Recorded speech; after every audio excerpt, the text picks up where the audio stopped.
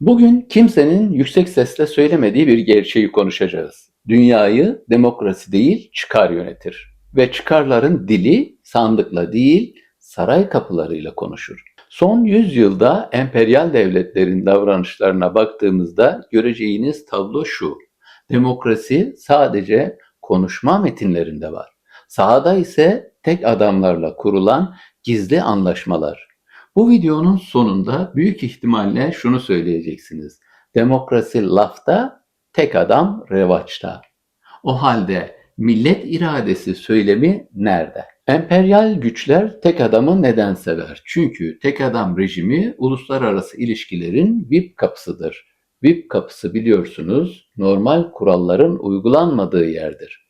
Demokrasilerde bir şey istiyorsanız medya var, muhalefet var, yargı var, halk var, kurumlar var. Ama tek adamdan bir şey istiyorsanız telefon açarsınız, anlaşırsınız ve biter. Halk mı, parlamento mu, hukuk mu? Bunlar tek adam rejiminde zaten uygun bir köşeye kaldırılmış aksesuarlardır. Tek adamın imzası 180 milyon insanın iradesinden daha hızlıdır. İşte emperyal güçlerin sevdiği yönetilebilirlik budur. İşte 100 yıllık karanlık tek adam rejimlerinden bazı örnekler. Latin Amerika, demokrasi kelimesinin ironik anlam kazandığı kıta. Guatemala'da Arbenz Guzman 1951 yılında demokratik şekilde seçildi. 1954 yılında Amerikan şirketlerinin çıkarına dokundu ve CIA tarafından düzenlenen darbe ile devrildi. Şili'de Salvador Allende 1970'te sandıktan çıktı, seçildi. Amerika'nın endişeleri vardı. Allende'in Amerikan şirketlerinin elinde olan bakır endüstrisini devletleştirmesi sonrası General Pinochet tarafından tanklarla devrildi ve 17 yıllık Pinochet diktatörlüğü başladı. Arjantin, Brezilya, Paraguay. Demokrasi sadece duvar sloganlarında kaldı. Gerçekte emperyal güçlerin tercihi hep aynıydı. Tek adam iyidir çünkü pazarlığı hızlıdır. Orta Doğu, petrolün olduğu yerde demokrasi hep ertelemeye alınır. Demokrasi mi? Kusura bakmayın. Petrol kuyuları konuşurken kimsenin aklına demokrasi gelmez. Suudi Arabistan mutlak monarşi ama Batı'nın gözbebeği. Mısır mübarek 30 yıl istikrar adına desteklendi. Saddam İran'a karşı kullanıldı, sonra gerek kalmayınca hop kaldırılıp atıldı. Şah dönemi İran, tek adamın en rafine versiyonu. Ürdün, bölgedeki en sadık müttefiklerinden biri. Çünkü tek merkezli yönetim. Emperyal güçler için piyango gibi. İstikrar eşittir anlaşmaların bozulmaması. Halk ne düşünüyor? Kimse ilgilenmiyor. Afrika, yeni sömürge düzeninin gizli laboratuvarı. Fransa'nın Fransa-Afrik düzeni tek adam rejimlerinin nasıl kullanıldığını en çıplak haliyle gösteriyor.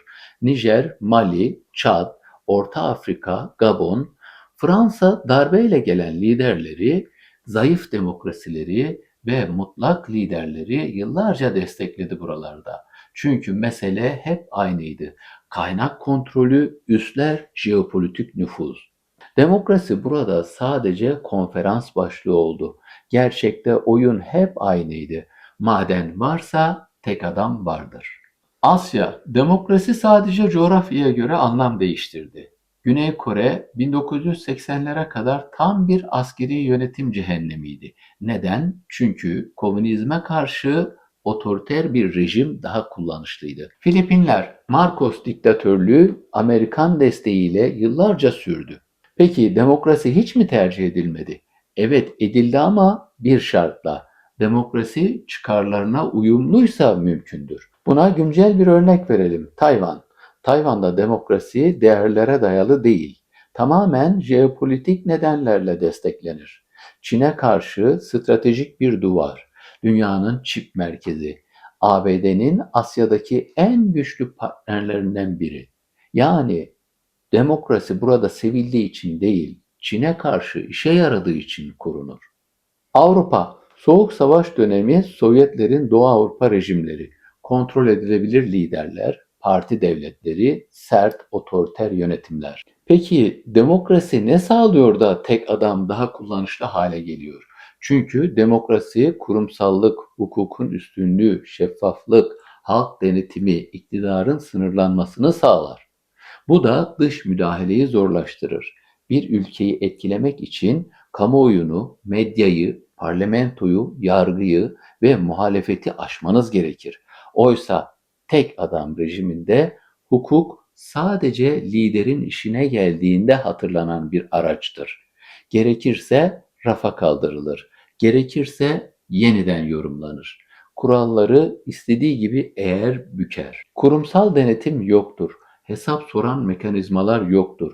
Toplumun talepleri bastırılır. Kısacası demokrasi güç dağıtır. Tek adam güç toplar. Toplanan güç ise dışarıdan yönlendirmeye daha açıktır. Bu yüzden emperyal güçlerin yıllardır değişmeyen formülü şudur: halkla uğraşmak yerine liderin kapısını çal. Dünyanın bize anlattığı demokrasi hikayesi başka, sahadaki gerçek bambaşka. Emperyal devletler demokrasi istermiş gibi görünür ama uygulamada hep tek adamı seçer. Çünkü demokrasi hesap sorar. Tek adam hesap verir. Halka değil, ona destek verene. İşte bu yüzden hiç unutma. Dünya siyasetinde hakikat şu: kapalı kapılar ardında kurulan ilişkiler açık sandıklara her zaman galip gelir.